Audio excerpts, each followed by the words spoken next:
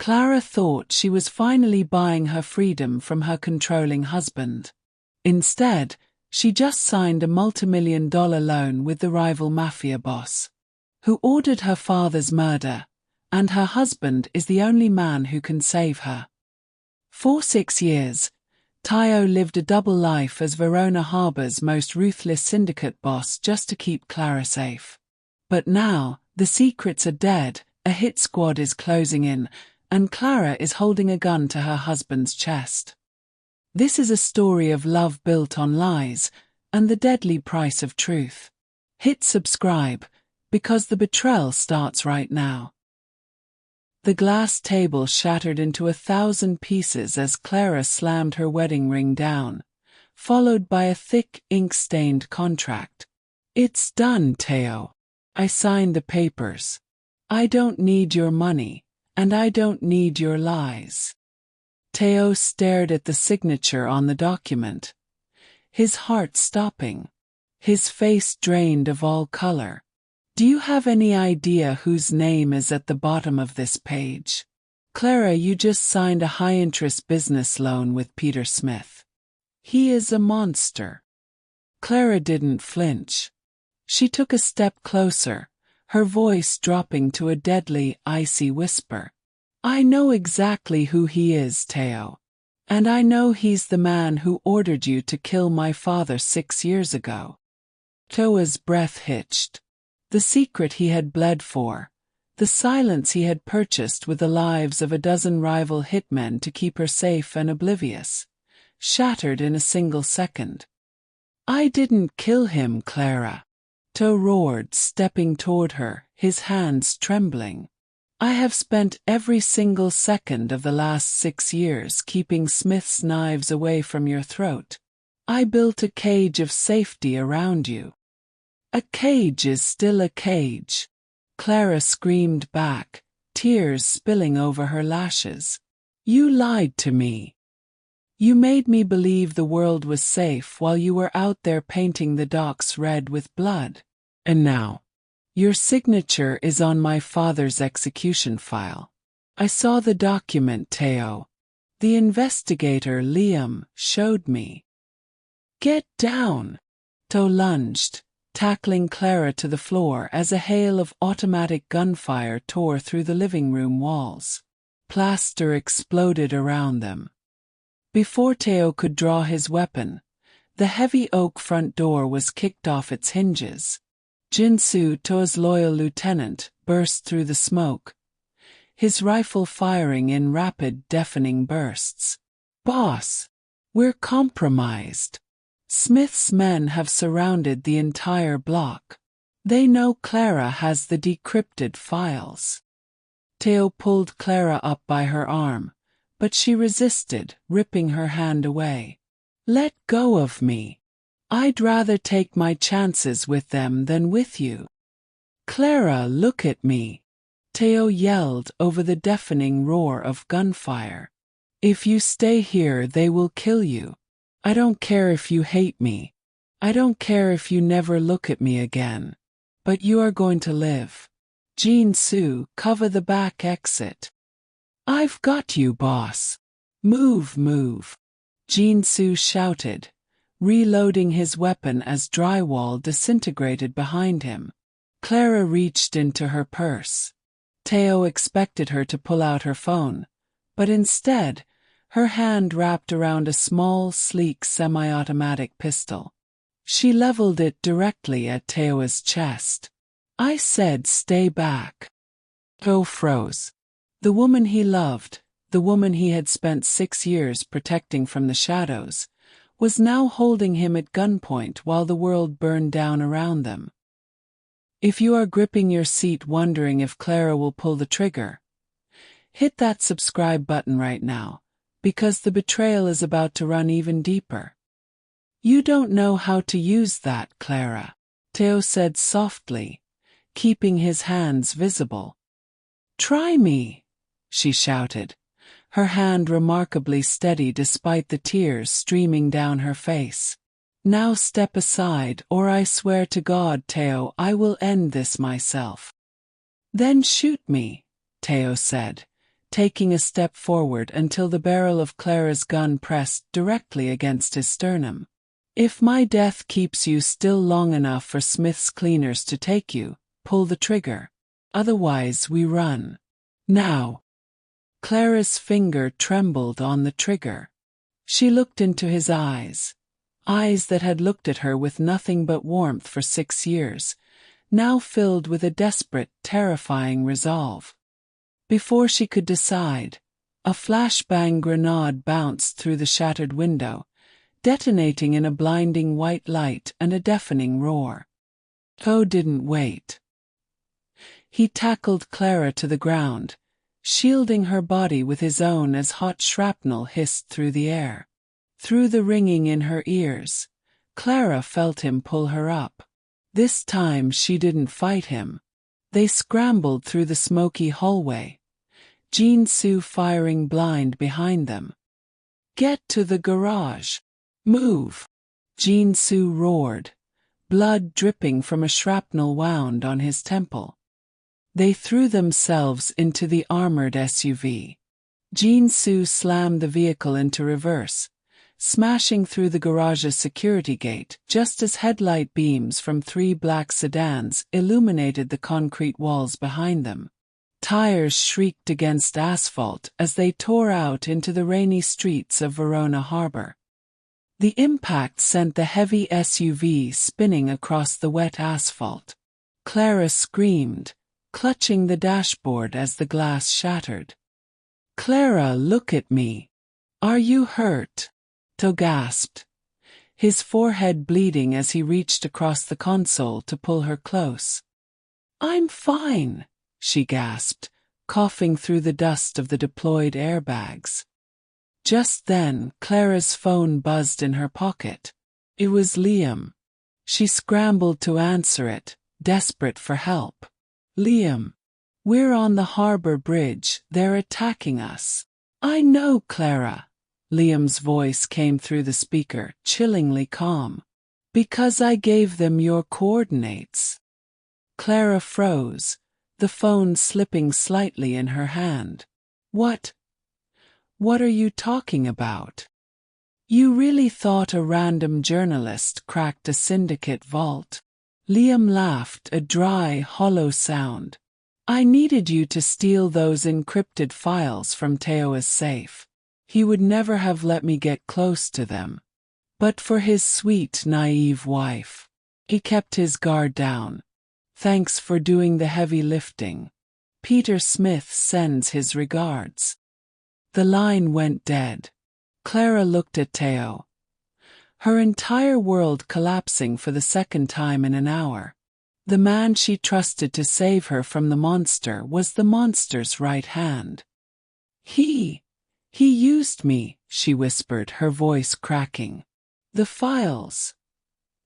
They aren't evidence to free me. They're the syndicate's entire ledger. If Smith gets them, he controls the whole city. And he'll kill you to make sure no one else can ever read them," Tae-oh said, his voice deadly quiet as he gripped his weapon.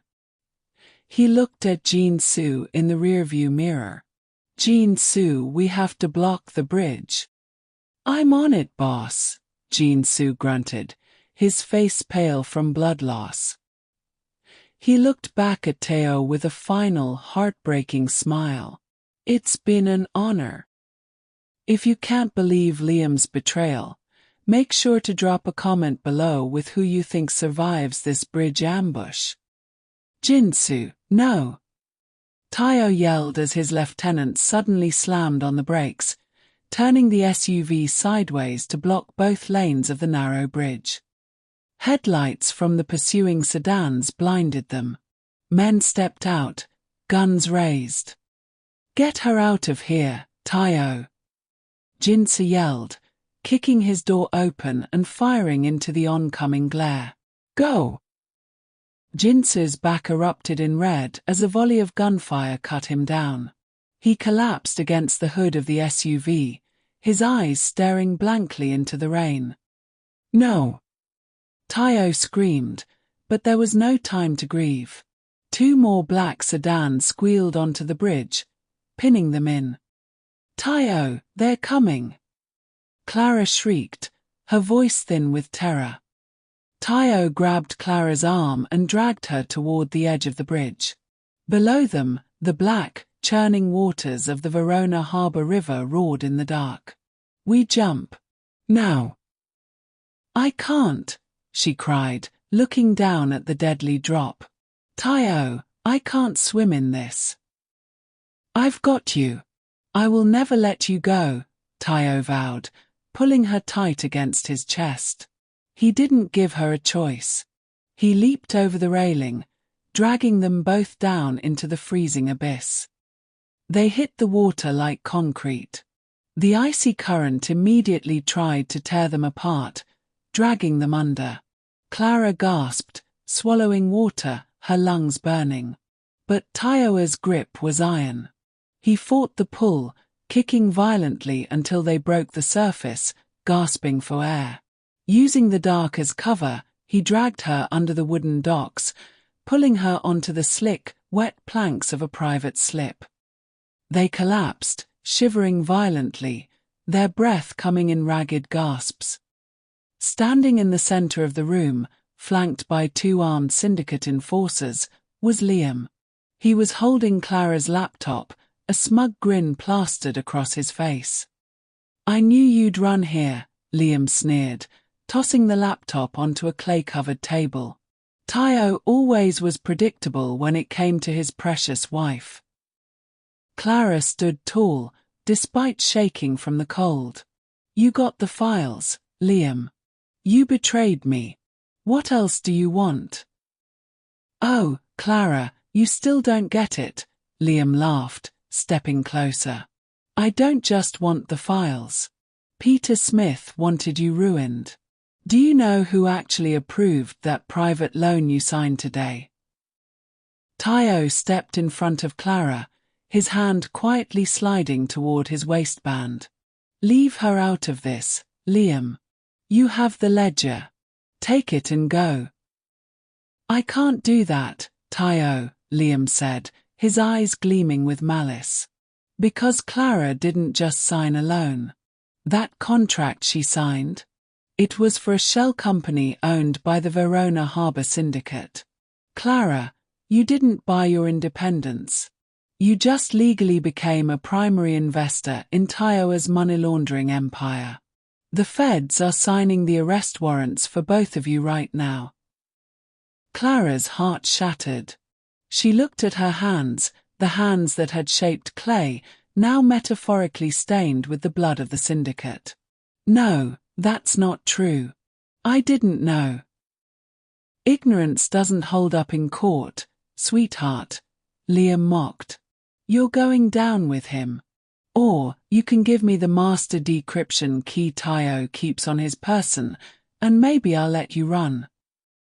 Tae-oh looked at Clara, seeing the absolute despair in her eyes. He knew what he had to do. The control was over. It was time for the truth. "I have the key, Liam," Tae-oh said softly, reaching into his pocket. "But you're not getting it. If you are screaming at your screen right now, make sure to smash that like button and subscribe so you don't miss the final showdown." "Then you die here," Liam barked, nodding to his enforcers. Before the guards could raise their weapons, Tae-oh lunged. He didn't draw a gun. He grabbed a heavy ceramic vase from the shelf and smashed it over the first guard's head. Gunfire erupted, shattering the pottery around them in explosions of clay and dust. Clara didn't hesitate. The gun Liam had taught her to use felt heavy, but her grip didn't falter. She raised the weapon and fired, the shot tearing through the shoulder of the second enforcer just as he aimed at Tae-oh. The guard screamed, dropping his weapon. "You bitch!" Liam yelled, lunging toward her. Tae-oh intercepted him mid-air, tackling him into a heavy wooden shelving unit. Dozens of clay pots smashed around them, burying them in shards and gray dust. Tae-oh pinned Liam to the floor, His forearm pressed hard against Liam's throat. "It's over, Liam. You think you won." Liam choked out, a bloody grin stretching across his face. "The feds are on their way here right now. Clara's signature is on the money laundering contract. You both go down for life." Suddenly, Liam's phone buzzed aggressively on the floor. The screen lit up with Peter Smith's name. Tae-oh reached down, swiped to answer, and put it on speaker. Smith's voice was panicked, stripped of all its usual icy composure. "Liam, get out of there. The federal marshals just raided the main office. They have everything.